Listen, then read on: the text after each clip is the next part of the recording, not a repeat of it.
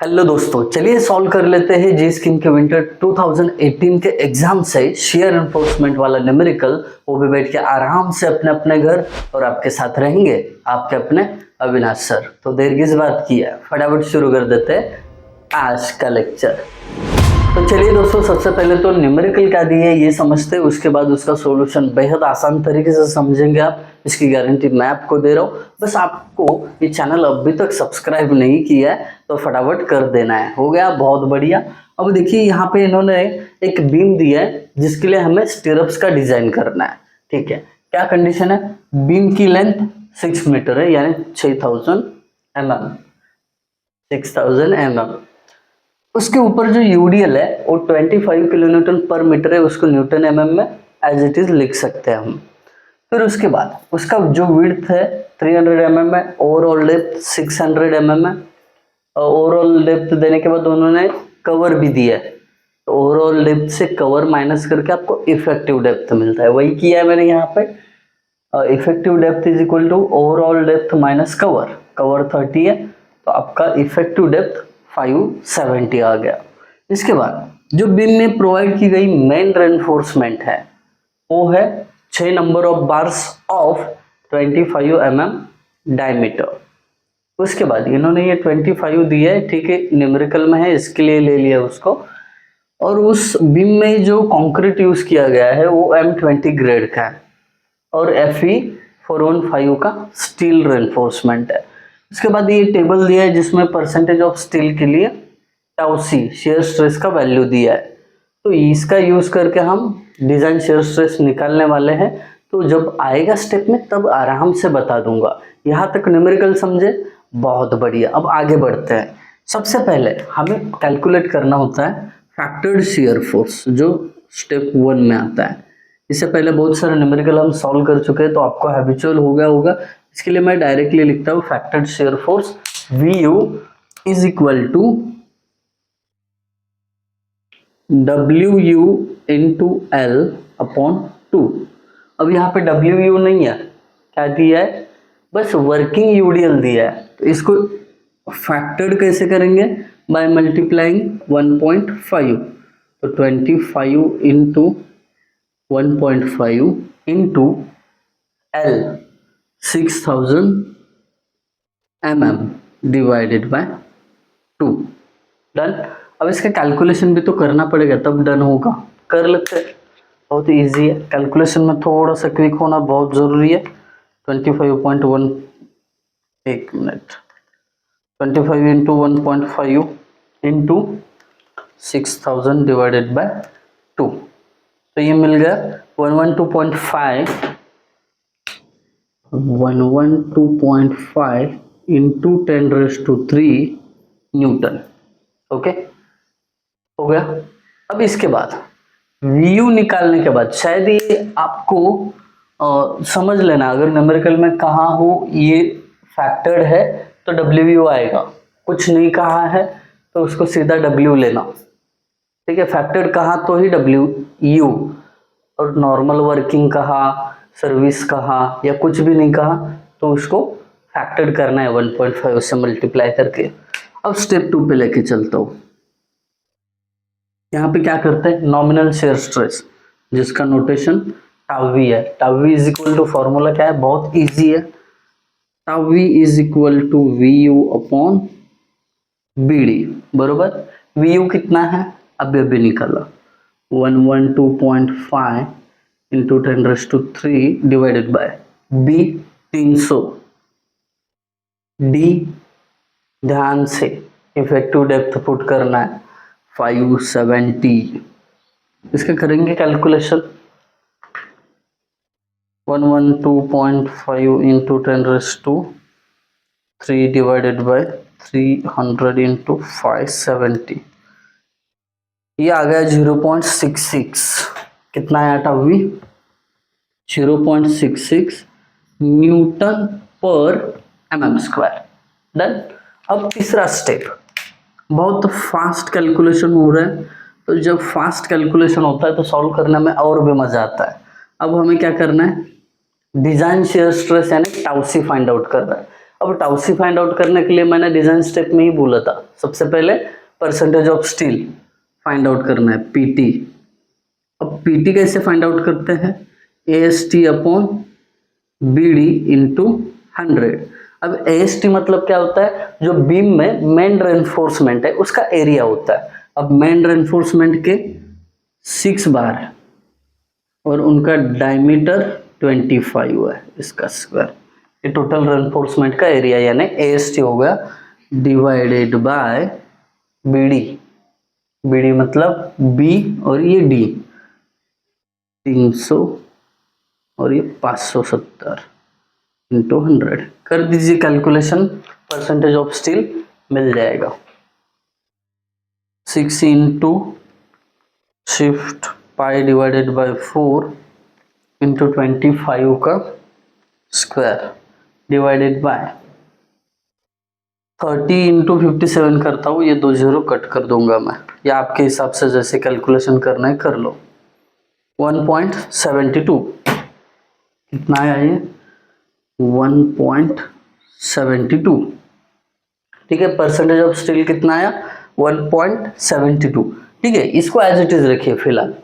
अब टाउसी के लिए जो आपको फॉर्मूला याद है वो लिखिए, ये इंटरपोलेशन से ही आता है।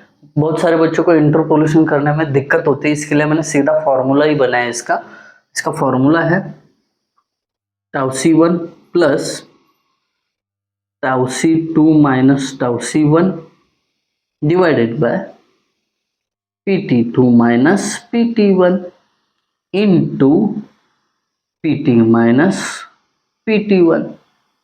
अब ये बहुत इजी है, एक दो बार न्यूमेरिकल सॉल्व करोगे ये फॉर्मूला दिमाग में फिट हो जाएगा।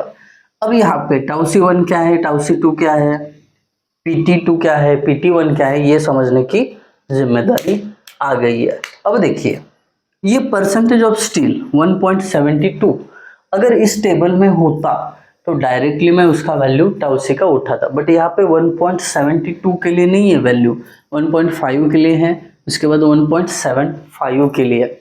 इसका मतलब ये जो 1.72 है ये दोनों के बीच में आ रहा है, वैल्यू आ रहा है ना। तो इसके लिए इंटरपोलेशन करना पड़ता है और इंटरपोलेशन का फॉर्मूला यहाँ पे दिया हुआ है। अब इंटरपोलेशन करने से पहले ये रेड मार्क है, इससे पहले वाला आपका PT का वैल्यू ये आप PT1 कहोगे, रेड मार्क के बाद वाला PT2। सिंपल है, ऐसे पेंसिल से लिखो या पेन से छोटे अक्षर में लिखो, कोई दिक्कत नहीं है।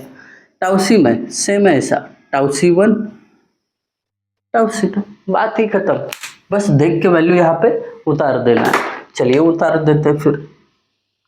टाउसी इज इक्वल टू टाउसी 1 क्या है 0.68 प्लस टाउसी 2 क्या है 0.71 माइनस ये टाउसी 1 0.68 bracket close divided by PT2 क्या है 1.75 माइनस PT1 क्या है 1.5 इंटू PT क्या है 1.72, PT1 क्या है 1.5, दैट्स इट। इससे क्या मिल जाएगा आपको,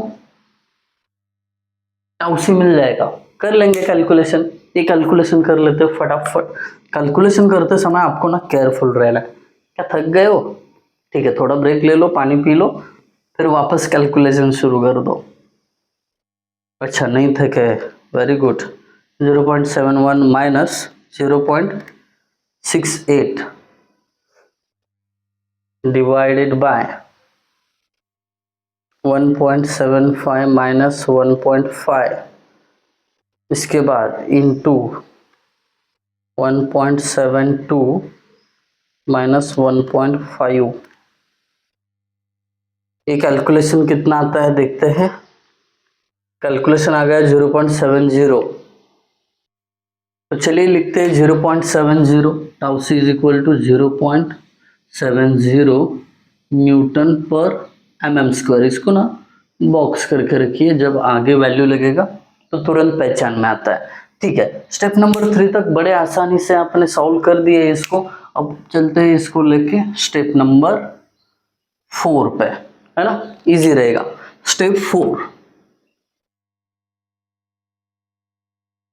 क्या है, टाउसी मैक्स आपको फाइंड आउट करना है। अब टाउसी मैक्स के बारे में मैंने आपको बता दिया था कि टाउसी मैक्स जो है डिपेंड करता है कि आपके पास कौन से ग्रेड का कंक्रीट है, कौन से ग्रेड का कंक्रीट है। अगर आपके पास M20 ग्रेड का कंक्रीट है तो उसके लिए tau c max is equal to 2.8 newton per mm² होता है फॉर M20। अगर यहाँ पे M15 की बात करोगे तो उसके लिए 2.5 है। तो वो टेबल मैंने डिजाइन स्टेप में दिया था। तो मुझे लगता है पूरी चीज़ें आपको क्लियर हो रही है, ऐसे ही डटे रहिए। बीच बीच में लाइक करने का ऑप्शन मिलता है, लाइक करते जाइए। ओके, ये हो गया। इसके बाद ये डिजाइन तभी प्रोसीड हो सकता है जब टावी लेस देन टाउसी मैक्स हो। क्या ये सच है? देखते हैं। टावी जो है 0.66 है और टाउसी मैक्स 2.8, तो इसका मतलब टावी लेस देन ही है ना, तो ये बात सच है। तो आप बोलो कि हैंस ओके, आप आगे बढ़ सकते हो। ग्रीन सिग्नल दे दिया, आगे बढ़ने वाले ही है हम। अब स्टेप नंबर 5